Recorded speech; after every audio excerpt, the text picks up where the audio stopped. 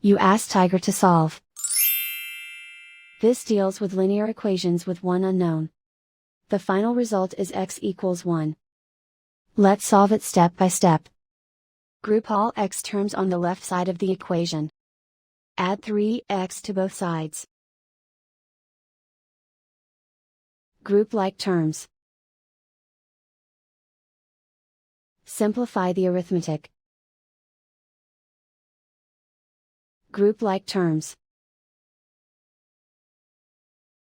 Simplify the arithmetic.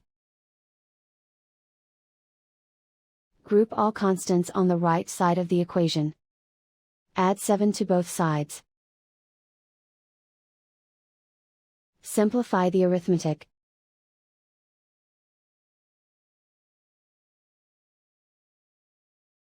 Isolate the x. Divide both sides by 8. Simplify the fraction.